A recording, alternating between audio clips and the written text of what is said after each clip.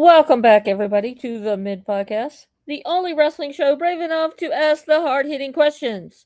And before I get to that question, make sure you like, subscribe, and follow the Mid Podcast on all of our socials. Also, you can get the podcast wherever you listen to your podcast: Spotify, Apple, wherever, whatever. Shit, I'm kind of sounding like Orange fucking Cassidy. All right, that's not what I meant to say. But today's question and our second installment on our favorite Japanese wrestler, which I dedicate these installment episodes to my good friend Reese and Josiah across the pond. Question today: why do people spend 8 hours a day tweeting about someone they supposedly cannot stand?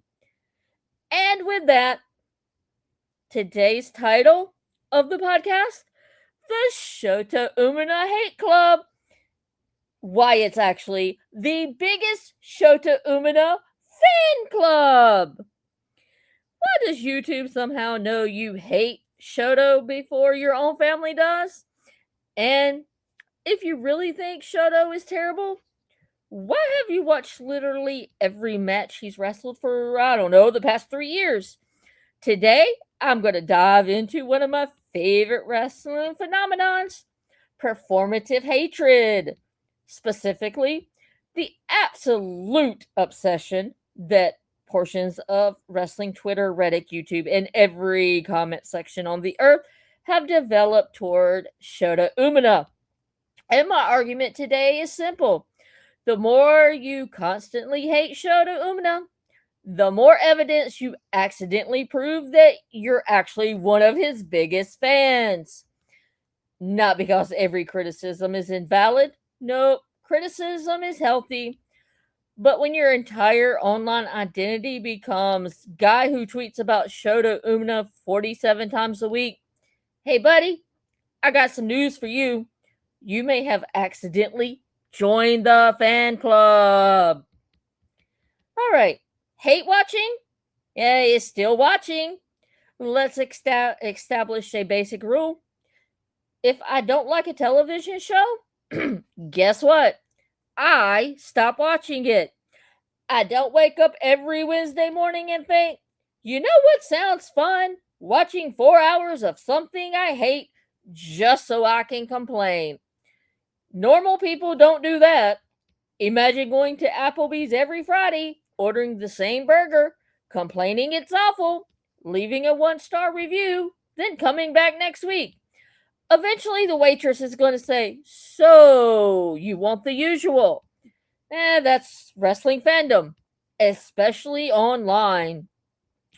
Shota has become this strange internet litmus test. Every appearance generates essays, not tweets. Essays! People break down his jacket, his facial expressions, his entrance, haircut, pacing, selling, smile, walk.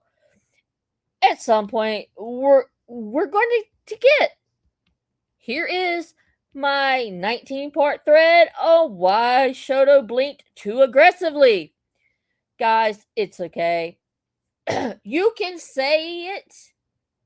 He's just not for me. All right. Psychology of projection. This is where, things get a little funny. Projection exists in fandom. We all know this. Sometimes we dislike things because they represent something we're uncomfortable with. Sometimes we see hype and immediately want to tear it down. Expectations. They make us nervous. Shoto represents possibility. He's clearly someone New Japan sees as a future centerpiece. And wrestling fans, we love underdogs, right? Until they actually become contenders. Then suddenly, they're shoved down our throats. Really? Shota has spent years getting beat up, losing, developing, changing. He's hardly been booked like, I don't know, 2005 John Cena? It's fascinating. Fans spent years saying, New Japan needs younger stars. New Japan says, okay, fans, say no, not that one. We wanted this one. Alrighty. My favorite thing. I'm titling it Nobody Studies Someone They Don't Care About. The anti Shota crowd, you know everything.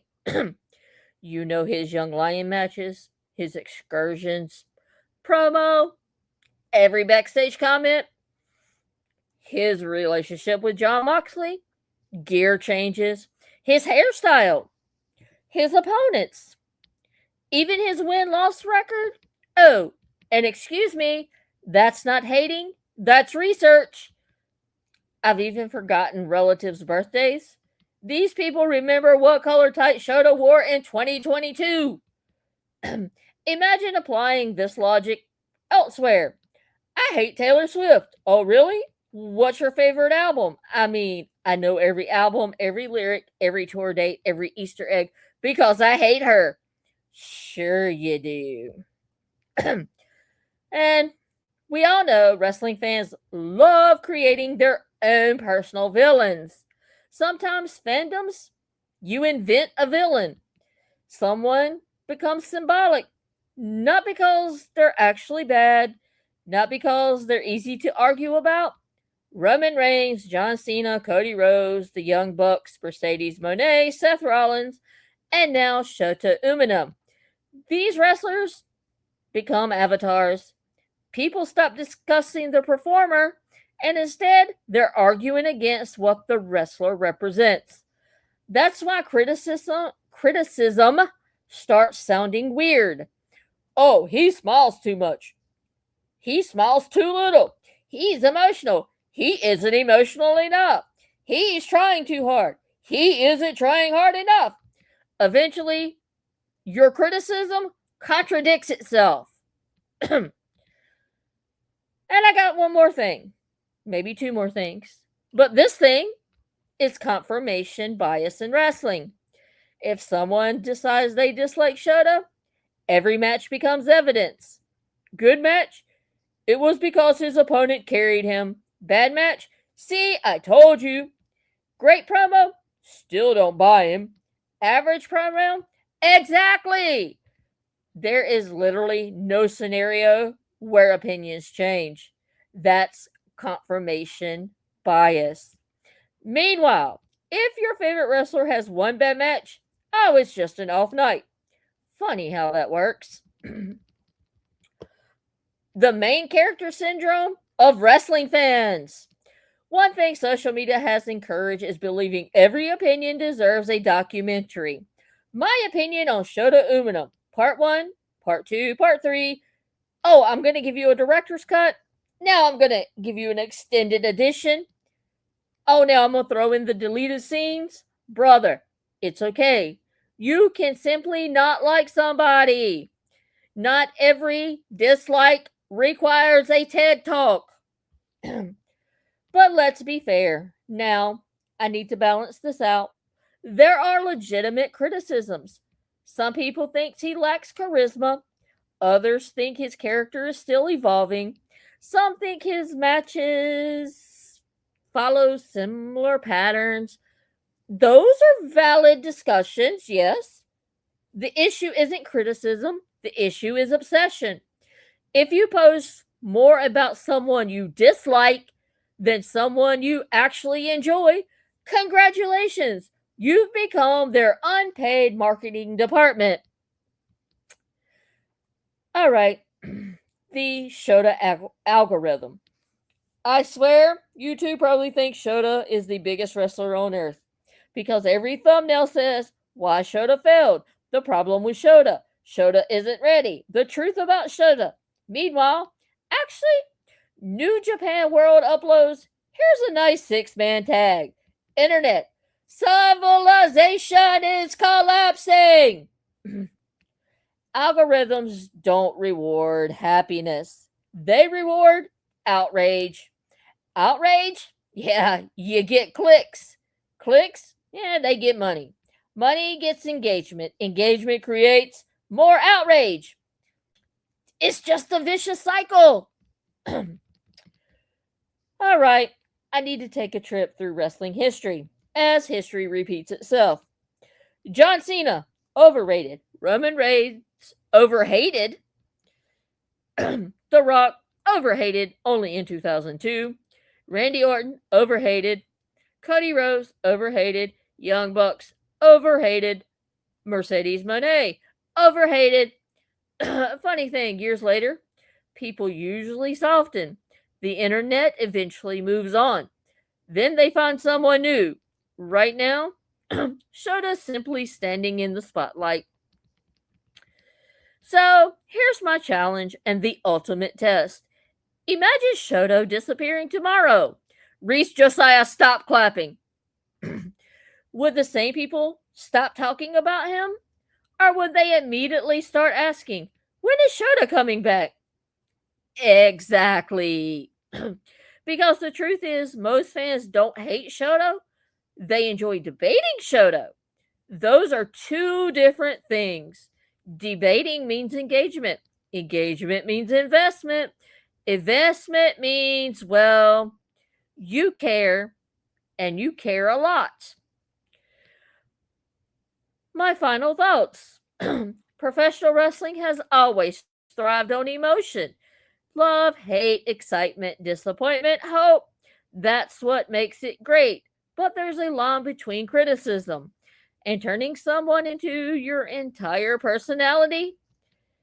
If every podcast, every tweet, every Reddit post, and every YouTube comment somehow circles back to Shoto, I hate to break it to you, you might own more emotional stock in Shota Umino than his actual fans. Maybe, just maybe. I'm not saying you're the president of the hate club. You're the treasurer of the fan club. You just don't know it yet, Reese Josiah. All right, that's going to do it for today's episode and installment on our Shota Umino. Do you think Shoto deserves the criticism? Has the internet gone overboard? Or have I just accidentally exposed half of wrestling Twitter? Let me know in the comments. And if you enjoyed the episode, like and subscribe. Share it with your favorite I'm definitely not obsessed with Shota friend. And until next time, remember the opposite of love isn't hate, it's indifference. And if you're spending 6 hours a day arguing about Shota Umino, you're definitely not indifferent. Thanks for listening. I will catch you next time.